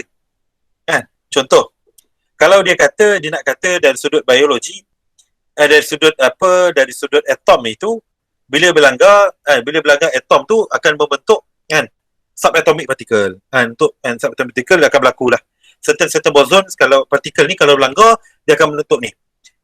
Kalau dia nak buktikan benda tu adalah betul tanpa presuppositions, maka dia kena jalankan eksperimen terhadap semua bosons yang ada, semua partikel yang ada, baru benda tu terbukti betul.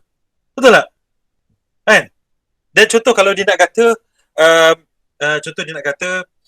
apa lagi contoh scientific punya discovery, dia nak kata bahawa cahaya berjalan dalam certain kelajuan, C tu, dia nak tentukan C.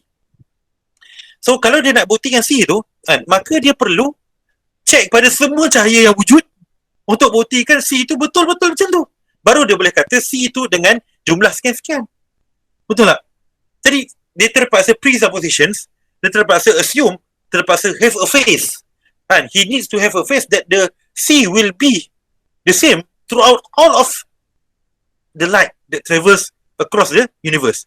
Maka dia akan kata semua C adalah sama. Dia kena ada face terhadap perkara tersebut juga. Dan ini adalah hujah balas. Hujah balas kepada pendakwaan tentang ontological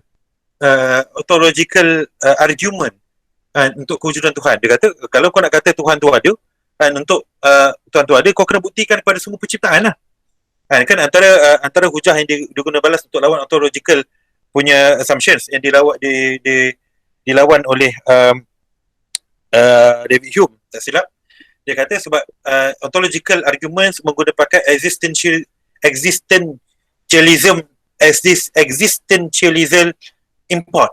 Maknanya dia kata, contoh kita kata kalau Tuhan tu cipta A cipta B cipta C, maka last sekali dia kena ada pencipta yang paling tinggi kan. Maka seolah-olah kau kena buktikan kepada semua penciptaan berlaku macam tu. Sedangkan secara saintifik pun mereka tidak melakukan perkara sama. Mereka tidak melakukan perkara sama. Jadi saintis juga point kan, wallahu alam.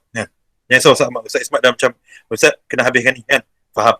Jadi sebenarnya bila kita pergi kepada ini, saintisme itu sebenarnya terbatal sebab bukti empirical. Metodologi dan ideologi empiricism sebenarnya perlu ada face dan rationalism juga.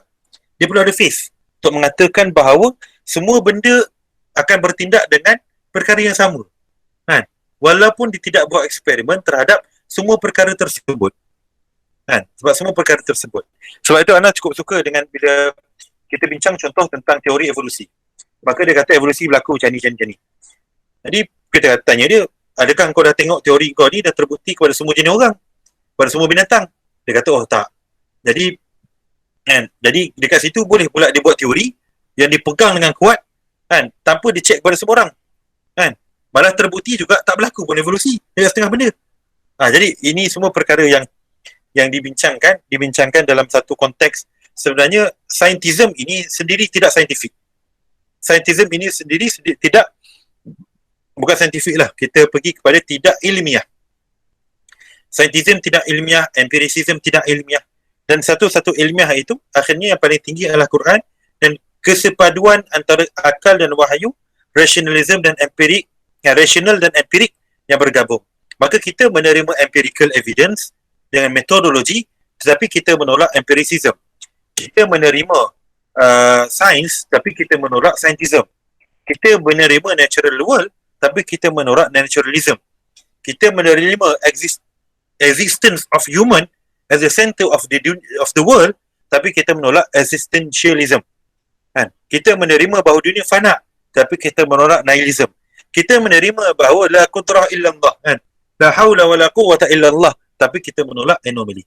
Jadi wallahu a'lam bissawab. Ana serah kepada Ustaz Ismat untuk apa-apa sesi soal jawab, insya-Allah. Tafadhal mashkur.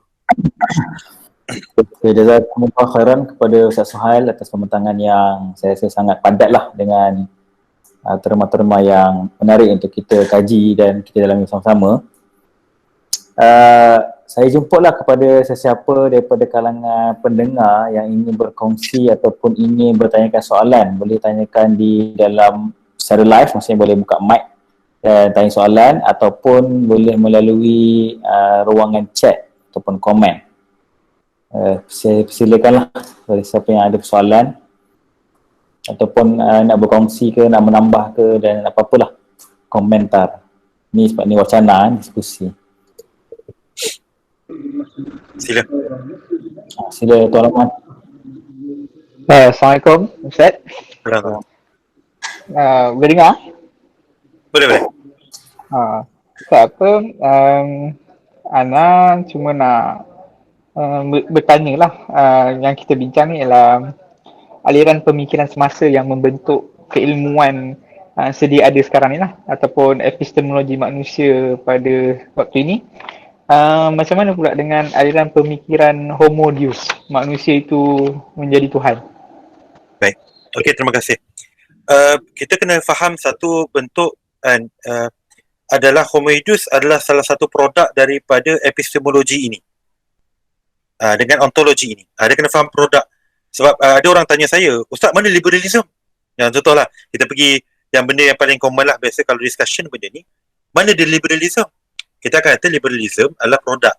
End produk dia akan bentuk daripada, kena faham macam ni, bila ini adalah satu bentuk epistemologi dan ontologi yang ada, kan? Ontologi itu juga adalah satu bentuk ideologi yang terhasil ni, maka dia akan pergi kepada macam ni, apa-apa ilmu dia akan menghasilkan produk dia.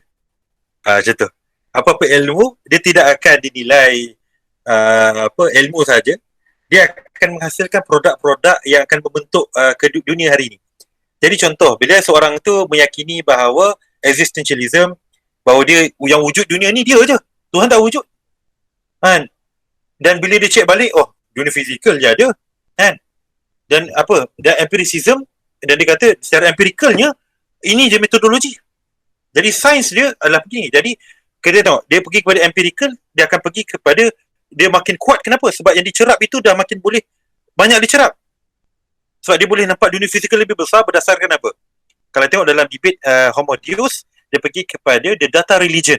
So the data religion tu akan pergi kepada apa yang boleh dicerap. Jadi cerapan tu dah makin besar. So kewujudan tu seolah-olah dia makin faham. Sebab data tu dah besar, big data. Dan big data ni refer kepada certain volume of data yang kita boleh cerap. Sebelum ni kan, kita hanya boleh cerap duduk dalam rumah kita. Pergi kat sana boleh cerap. Kita pergi musafir baru boleh cerap. Betul tak? Kita nak cerap apa berlaku kat Amerika kena pergi sana. Tapi rupa-rupanya sekarang ni dah boleh cerap belaka.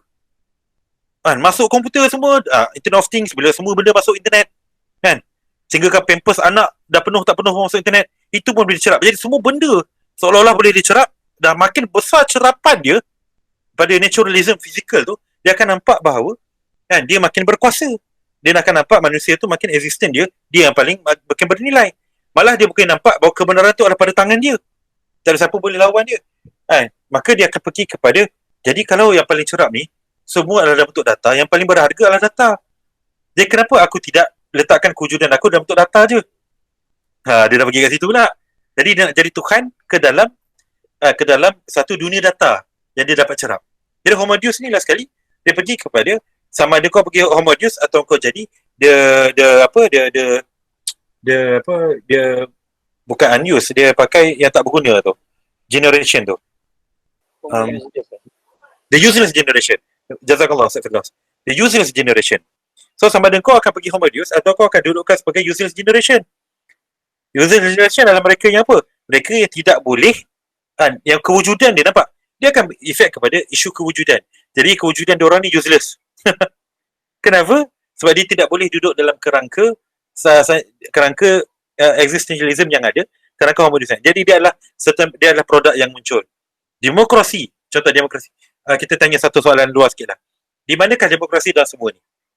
Jadi demokrasi pun sama juga. Jadi dia pergi kepada, bila dia dah dapat data, dia boleh kontrol orang, dia dapat pegang sini. Bila orang dah pegang kepada kebenaran kepada dia, maka dia ada data, maka dia boleh kontrol orang lebih ramai. Kan? Jadi dia akan pergi kepada macam manufacturing of the consent, or the public consent. Jadi dia kata, public consent ni bila dia pegang kepada kebenaran tu, kan, dan kebenaran itu akan berpegang kepada konsep kebenaran ni. Kalau kita bincang tentang konsep kebenaran, semua akan pergi kepada satu konsep. Yang mana konsep itu dipanggil sebagai konsep kenabian. Kan?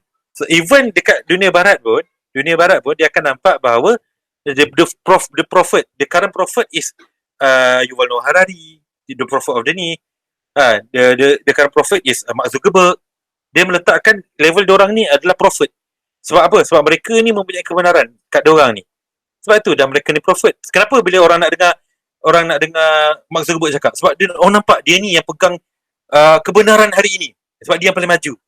Kenapa orang nak dengar Warren Buffett? Kenapa orang nak dengar ni? Orang tak nak dengar kalau anta bercakap banding Warren Buffett. Sedangkan anta lebih mengetahui kebenaran Uman banding Warren Buffett. Sebab anta Islam. Tapi kalau anta buat YouTube video banding Warren Buffett buat YouTube video, siapa akan tengok lebih? Kan? Walaupun anta ada kebenaran. Sebab masyarakat dia akan pergi kepada ini kerangka yang dia akan percaya. Dia produk-produk. So bila kita cerita tentang produk tu, kita akan pergi kepada produk daripada kerangka epistemologi ini, kan? Dia akan membentuk ontologi tertentu, kan? Kalau ayat ini dipakai oleh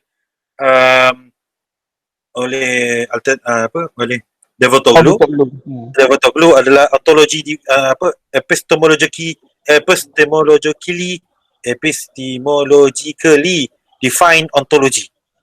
Mana ontologi dia dah define betul-betul macam apa. Rasa antum pun tahu dah benda ni. Jadi bila dia dalam kerangka macam tu, dia akan membentuk scientism, itulah yang akan membentuk semua ontologi dia. Sebab tu kita tengok juga kesan dia membawa kepada kesan manusia yang bila dia fail, dia rasa memang dia fail betul. Dan benda tu bukan ujian daripada Allah. Kan? Apa hikmah bila kita faham bahawa Allah mengatur, kita memahami hidup ni adalah sebuah ujian. Bila kita faham Allah yang uji, kita tahu di sebalik itu akan ada ganjaran. Bila orang yang pegang pada naturalism, berdasarkan the current scientism, maka bila dia diuji, dia akan tahu bahawa, dia akan kata bahawa diri dia fail. Dia dah fail, dia akan depress. Jadilah depression tinggi hari ni. Kan? Sedangkan boleh jadi dia hebat. Tapi Allah uji dia susah. Dia tidak akan boleh faham logik tersebut. Kan? Dia tak akan boleh faham logik. Orang yang hebat ni akan diuji dengan lebih dahsyat. Kan? Jadi dia akan, aku hebat tapi kenapa aku? Dan seterusnya. Wallahualam. Harap menjawab soalan. Kan? Fadhal Ismail, kalau ada lagi, buka. Okey, saya terima kasih soal. Untuk soalan seterusnya, ada siapa yang nak berkongsi ke, nak bertanya ke? Di ruangan chat kalau ada. Assalamualaikum Ustaz. Waalaikumsalam. Assalamualaikum. Siapa yang bertanya? Ana Sofi. Kita nak pergi ni, baru nak belajar ilmu peradaban. Jadi terima kasih banyaklah kepada tim pemikir yang banyak berkongsi. So bila cerita pasal scientism ni sebenarnya teringat time kecil-kecil dulu tengok cerita X-Files yang UFO tu kan. Ya. So maksudnya scientism ni maknanya dia adalah orang yang maknanya dia memegang kepada kajian-kajian yang telah dibuat. So dia berpegang kepada situ. Jadi kalau tak ada kajian yang tidak dibuat, dia tak boleh nak terima lah itu sebagai kebenaran kan. Ya, betul. Jadi maknanya dia akan menghasilkan apa yang ada hari ni, iaitu benda yang terhad dengan limitasi manusia lah. Sebab tu dia tak boleh pergi jauh. Begitu ke? Terhad dengan limitasi eksperimen. Itulah dia kebenaran. Dia kena faham. Dia akan kata pada apa yang manusia boleh eksperimen dan terbukti secara eksperimen, itulah dia perkara kebenaran. Itu dia. Jadi dia berjalan hidup tu dengan panduan hidup dia itulah itu. Itu. Contoh bila kita hidup dengan pedoman hidup Al-Quran. Kenapa kita ambil Al-Quran sebagai pedoman hidup? Bila kita baca tu, kita bersungguh baca. Bila kita baca tu, kita cuba seboleh nak faham hadis. Sebab kita nampak itulah kebenaran. Kan? Jadi pedoman hari ini bila scientism, dia nampakkan kebenaran itu adalah dengan kajian, dengan apa yang diceritakan oleh orang yang mengkaji, oleh para saintis, kan? Dengan apa yang ada dengan kemajuan barat yang berpegang kepada struktur epistemologi ini, tamadun yang ada, tauhid yang ada hari ini. Jadi dia akan nampak bahawa itulah dia pedoman hidup dia, kan? Dan itulah dia makna kebahagiaan. Dia dah pergi sebab hantar sebut tamadun. Jadi ketamadunan dia akan pergi kepada macam mana dia existence manusia itu akan pergi kepada setinggi mungkin, ataupun dia akan pergi kepada nihilism. Nihilism tu pun ejaan typo L sebelum S. Sebab nihilism ni maknanya sama ada hidup dia tak bermakna, kan? You only live once, kan? Jadi macam itulah. Ramai sebab dia gelak tu ada apa, kan? Mungkin boleh kongsi dengan kita orang apa yang gelak tu, kan? Jadi wallahualam. Jawab ke soalan Sofi? Okey, baik. Terima kasih Ustaz. Anda pun dulu peminat X-Files juga, kan? Dia terus is out there. Tapi still dalam kerangka empirik juga. Dia kata selagi mana dia tak tengok alien terdepan, dia tak percayalah alien wujud. Dan kena ingat semua perkara ini dia berjalan, dia bila sebut produk tadi, produk ketamadunan tu. Jadi produk tamadun tauhid yang ada hari ini semua adalah berasaskan ini sebagai dia punya metasains, sebagai dia punya dogma kuat di dalam apa yang berlaku. Mana bila orang tengok Frozen, orang tengok Frozen dia tahu ini adalah khayalan. Kan? Kita tengok ini adalah syirik, kan? Ini boleh jadi syirik pakai jin. Udah tengok ini khayalan semata. Bila tengok Netflix, kebanyakan semua dia akan cerita tentang dalam melatari untuk menerapkan filem-filem dia tu, dia buat secara tak sengaja pun, tapi dia akan menerapkan ideologi-ideologi yang kita cerita pada hari ini. Kan? Saya Fadhal, Syekh Firdaus. nak tambah sikit lah dalam Fadhal.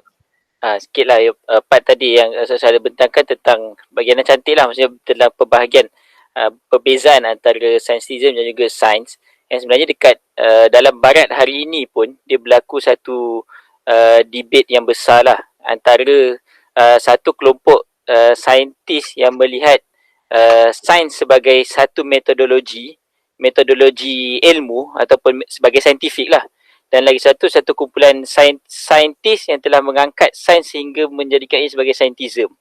Jadi kelompok saintis yang melihat sains ni sebagai sebuah metodologi menganggap scientism ni telah mengancam sains itu sendiri. Sebab bila scientism tu dia telah menyimpulkan segala dapatan-dapatan eksperimen, sedangkan berapa ratusan hasil-hasil eksperimen sentiasa berubah-ubah dengan penemuan-penemuan kan. Contoh dalam penemuan tentang dark matter ke. Jadi banyak penemuan-penemuan sains tu masih lagi berlaku. Dia panggil unknowable lah. Masih tak diketahui. Yang tak diketahui itu terlalu banyak. Jadi bila scientism ni dia seolah-olah telah menyimpulkan lah. Yang jadi kelompok yang dipanggil menganggap sains sebagai metodologi ni, dia menentang lah kelompok scientism tu. Dia berlaku timbit tu lah sikit. Sebab, okay, jazakallah Ustaz Firdaus. Satu penambahan yang bagi Ana cukup cantik. Dia macam memberi kesimpulan tentang mereka yang berpegang kepada saintism ni, dia menjadikan saintism tu sebagai satu agama. Kan? Maknanya agama yang macam mana, itulah the way of life dia. Itulah dia benda yang paling penting. Itulah benda yang paling kemuncak kepada kehidupan. Kan? Ataupun yang mengambil dia sebagai metodologi. Islam mengambil sebagai metodologi. Sebab tu dan mengambil mengiktiraf sains dan metodologi empirical, metodologi saintifik. Jazakallah Ustaz Firdaus. Dan bila dia cerita tentang akhirnya, sebab itu mereka pegang kepada kewujudan adalah anomali. Maksudnya, kenapa dia berubah-ubah? Bila kita katakan, kenapa berubah-ubah? Kata berubah-ubah sebab sama ada anomali ataupun kita punya carapan kita yang berubah. Kan? Carapan yang berubah. Sebab itu dia golongan yang mengambil sebagai metodologi akan mengatakan kebenaran, sains tu kebenaran adalah salah. Sains itu adalah hasil kajian saja. Kebenaran salah. Kan? Sebab dia adalah kebenaran tu sepatutnya berubah-ubah. Jadi kebenaran di sisi para saintis dia tidak konsisten pun adalah kebenaran. Bagi kita adalah kebenaran pada tak tertentu dan sebagainya. Dia antara debate paling besar, antara yang saya suka pasal benda ni adalah apa yang disebut oleh Zaitunah College. Siapa nama? Hamzah Yusof. Dia debate benda ni dengan siapa nama tu yang UK tu? Hamzah Zorzis. Hamzah ni lah. So Hamzah Zorzis dia sampai kepada kesimpulan yang sama. Adalah para saintis sebenarnya akhirnya sebahagian besar mereka sendiri dipergunakan untuk certain ideologi. Dan mereka ni bukan pakai ideologi pun. Tapi mereka gunakan sains tu seolah-olah nak debate ideologi, tetapi mereka sendiri tak memahami ideologi tu apa. Sedangkan ideologi ni, cara manusia berfikir ni adalah satu ruang yang para saintis tak kaji pun. Kan? Contoh, kita ambil contoh siapa nama pakcik tu? Michio Kaku. Yang latest kan, Michio Kaku, Dawkins, Steve Hawking. Dia tak mengkaji macam mana manusia berfikir. Dia tak mengkaji ni. Jadi dia pemikiran orang lain nak guna doang ni, gunakanlah doang untuk kembangkan pemikiran tu. Kan? Sebab itu mereka masih dapat sponsor, mereka dapat apa yang dan sebagainya. Jadi dia kalau dalam kerangka yang lebih besar kita faham, tamadun Tauhid ni dia ada semua cerita ni, dia akan ada tuan-tuan dia yang ingin memastikan ideologi ini tersebar. Dan kita tak bincang lagi adakah mereka itu berpegang pada ideologi ini.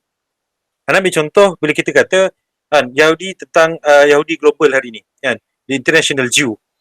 Adakah mereka pegang pada saintism?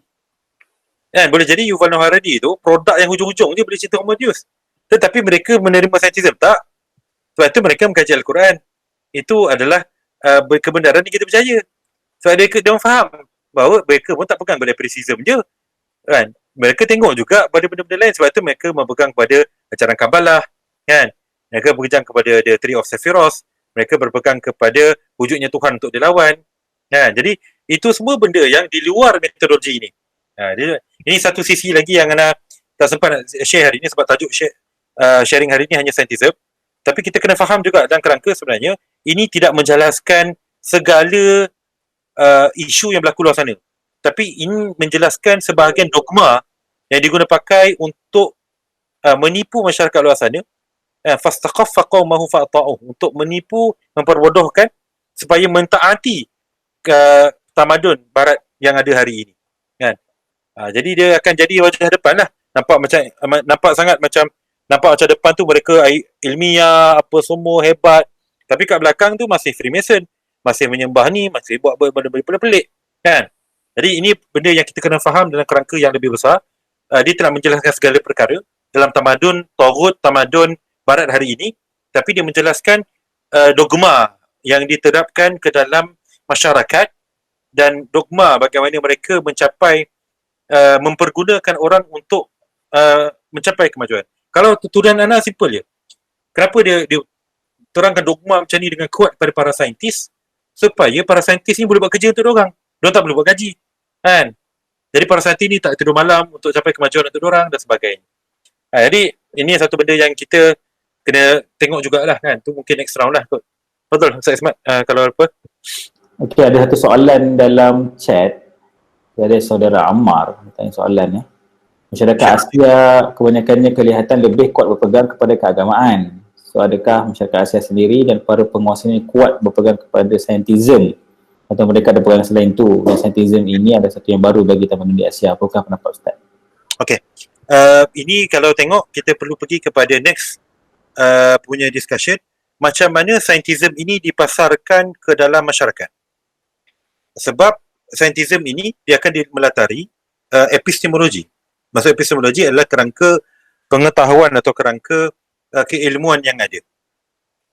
Jadi kita kena bincang pula macam mana saintism dipasarkan di dalam community liberal atheism. Macam mana dia dipasarkan di dalam community mereka orang-orang Kristian, community orang Yahudi, community orang-orang Buddha, community orang-orang Hindu. Kan? Dia ada perkara yang sama, iaitu kan, bila kita debate dia akan pergi kepada apa bukti empirical, akan dilihat sebagai bukti yang tertinggi. Ya, bukti yang tertinggi.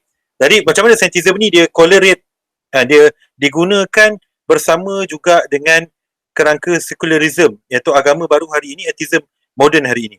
Ya.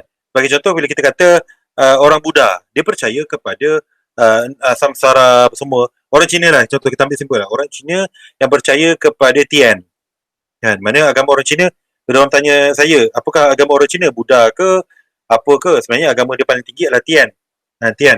Sebab tu Tian ni, dia tak semestinya Buddha. Tak semestinya Buddha. Tapi sebahagian Buddha dia ambil. Jadi Tian ni, bila dia berpegang kepada Tian, adakah dia tidak pakai saintism? Adakah dia tak pakai saintism? Jawapan dia masih pakai saintism. Dalam menentukan, dalam berpegang kepada ni. Jadi tapi dia akan pergi kepada kelompok-kelompok yang tertentu. Jadi setiap satu ni dia ada kesan dia. Boleh jadi dia tak pegang pada saintism, tetapi dia berpegang kepada produk-produk saintism. Produk-produk saintism. Contoh kita tanya macam ni lah, mungkin soalan Syekh Ammar Rashid kita tadi spesifik. Seorang saintis Muslim yang duduk mengkaji dalam kerangka barat, yang duduk dekat ilmu sana semua, tapi pergi solat. Macam mana akidah dia? Contohlah kan, macam mana akidah dia? Maka ini perlukan perbincangan yang lebih terperinci, yang lebih adil, kan? Yang mana boleh jadi kerangka keagamaan hari ini. Kerangka keagamaan hari ini adalah dia satu sudut dia nak juga masuk syurga. Satu sudut hidup dia tu dia urus dalam kerangka saintism. Yang penting hidup dia tu macam saintism. Dia professional, everything dia kena very scientific, kan? Maka dia tolak semua benda sama ada air doa-doa semua tak payah, tak apa. Doa-doa semua tak penting. Yang penting apa? Yang penting adalah berfikir secara positif. Kan? Jadi itulah bentuk saintism moden. Jadi bila cerita yang tu, Ana rasa dia perlu pada next session untuk kita cerita tentang produk-produk macam mana saintism ini dia dipasarkan dan dia bentuk dalam produk-produk yang boleh diaplikasi dalam ni. Apa yang kita bincang hari ini adalah lebih kepada dia punya ideologi, dia punya the most the most basic ideology, dan macam mana dia berjalan, itu je. Ini pun kita bincang detail saintism. Kalau ikut bincang tu dia akan jadi panjang sangat kan. Tapi dalam masa sejam ni kita nampak posisi dia dan kesan dia kan. Cuma kesan dia yang kehadapan lagi produk-produk bagaimana manusia hidup hari ini, saya rasa itu perlu pada next session lah. Tapi secara umum mana boleh cakap dia adalah bila seorang tu jadi pengguna saintism, dia akan jadi satu benda yang bercelaru, yang bercampur-campur. Dia bukannya benda yang dia saintism, dia betul-betul totok macam para saintis tu. Macam Michikaku, macam Dawkins, macam Stephen Hawking masa hujung mati dia, kan? Bukan macam tu. Tapi boleh jadi wujud juga dekat Malaysia yang totok macam tu, kan? Tu kita akan bincang pada next session lah. Rasa. Allah alam. Fadal. Okey. Saya rasa mungkin setakat tu saja soalan pada malam ini. Kalau ada soalan-soalan lanjut mungkin kita boleh bincang dalam forum kita lah, insyaAllah. Jadi untuk penghujung ni saya jemput tadi soal untuk penggulungan sebelum kita akhiri majlis kita pada malam ini. Silakan Ustaz. Alright, baik. Bismillah. Terima kasih. Pertama sekali mengucapkan terima kasih kepada semua yang hadir. Ana bila tengok senarai yang hadir, Ana memahami bahawa yang hadir ini bukanlah orang yang tidak sibuk. Boleh kata Ana rasa semua yang hadir ni semua orang yang benar-benar sibuk lah. Benar-benar sibuk, dan Ana cukup berterima kasih sanggup meluangkan masa dalam masa sejam setengah 2 jam kepada pembentang Ana yang Ana minta maaf kalau pembentang Ana ni tidak mencapai standard, tidak ni Ana minta maaf awal-awal. Moga-moga ia membuka lembaran ilmu yang lebih kepada macam mana kita memahami dunia ni,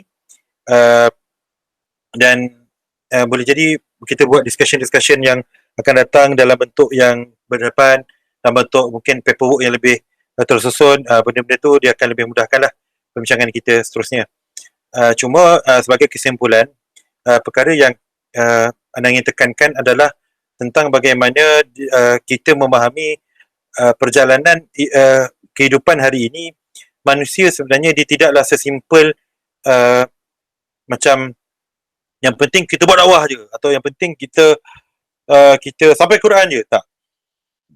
Tetapi dalam memahami struktur pemikiran, struktur jahiliah, taghut pada hari ini, dia memerlukan ketelitian di dalam kerangka pemikiran akidah yang wujud pada hari ini.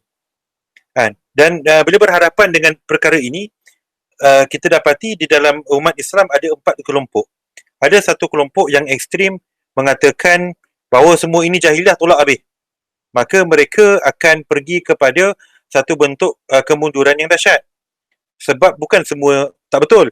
Boleh jadi sebabkan mereka bawa perkara ini dalam kerangka yang salah. Contoh yang dahsyat macam tu ISIS. Contoh yang dahsyat macam tu adalah mereka yang pergi kepada tarikat sahaja tanpa merujuk kepada apa-apa ilmu dunia. Jadi dia kata dunia semua ni jahiliah, tolak habis. Satu ekstrim. Ada ekstrim kedua adalah mengatakan semua ini adalah ilmu je. Yang penting kita teruskan dengan kehidupan solat kita. Ini satu ekstrim juga pendekatan. Yang mana dia tidak menapis sedikit pun, dia tidak melihat sedikit pun tentang perkara ini macam mana nak buat. Macam mana dia punya detail, dia akan bergelombang dengan dia lihat semua ni dalam kerangka yang simplistik. Bahawa ini semua ilmu, apa masalahnya?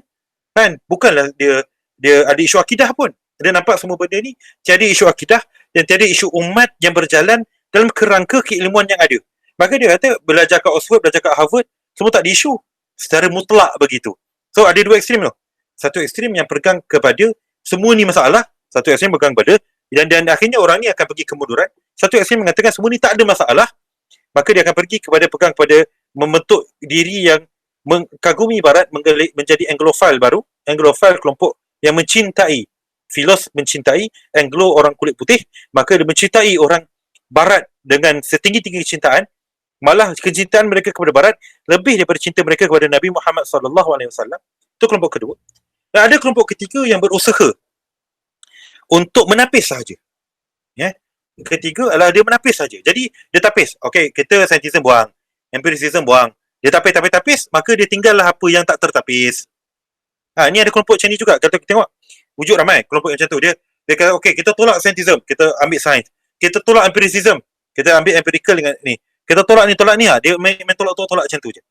Jadi pemurnian dia adalah dengan menapis saja. Jadi dapatlah baki yang tertapis. Tetapi ada kelompok keempat yang kita bertekad untuk menjadi kelompok tersebut. Adalah dengan melihat kembali perkara ini dengan segala pengalaman yang ada. Ini pengalaman yang ada. Dan belah kanan ini adalah sumber akal yang tinggi dan juga Al-Quran dan Sunnah. Belah kanan ini. Akal dan nakal. Dan akal kita yang tinggi dan nakal, iaitu Al-Quran dan Sunnah dan sejarah umat Islam dan semua tu. Kita tengok ke situ dan kita tengok perkara yang berlaku ini, semua yang barat ni semua. Kita tapis satu, ni kelompok keempat, dan juga kita bina sendiri, kita punya struktur yang tersendiri. Daripada akal dan nakal yang bersepadu, kita membina struktur yang tersendiri kita, yang akan menjadi satu aliran epistemologi, satu aliran ma'rifah al-wujud dan al-ma'rifah yang baru di dalam dunia hari ini. Dan itulah usaha yang kita ingin wujudkan di dalam langkah-langkah kecil kita, mula dengan langkah-langkah kecil kita di dalam pemikir, di dalam harakah Islamiah kita pada hari ini. Moga-moga Allah merahmati kita. Ana minta maaf atas segala kekurangan. Moga-moga usaha kecil ini menjadi baby step kepada satu perubahan ketamadunan yang besar. Sebab isu kita bukan semata-mata isu tentang melawan mereka.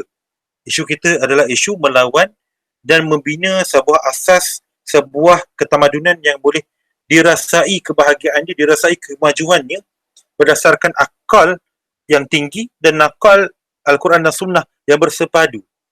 Dalam membentuk sebuah ketamadunan yang dapat memimpin dunia ke arah kebahagiaan yang sebenar, insya-Allah. Wallahu a'lam bissawab. Terima kasih atas peluang yang diberikan. Aku qala hadza wa astaghfirullah wa lakum. Terima kasih kepada semua yang hadir sampai ke hujung. Assalamualaikum warahmatullahi taala wabarakatuh. Waalaikumsalam warahmatullahi wabarakatuh. Jazakumullah khairan. Saya daripada Wakil Pemikir mengucapkan ribuan terima kasih kepada Ustaz Suhail Sufyan atas pembentangan yang sangat menarik, dan juga kepada semua hadirin dan hadirat yang sudi berkongsi pandangan dan juga bertanyakan soalan lah. InsyaAllah di waktu lain kita boleh berjumpa lagi, dan siapa yang ada mungkin pendapat ataupun tambahan yang ingin diberikan, komentar, boleh diutarakan dalam forum kita insyaAllah. Jadi itu sahaja daripada pihak kami. Kami minta maaf atas segala kekurangan. Assalamualaikum warahmatullahi wabarakatuh. Kita jumpa di wacana yang akan datang. InsyaAllah. Assalamualaikum. Assalamualaikum.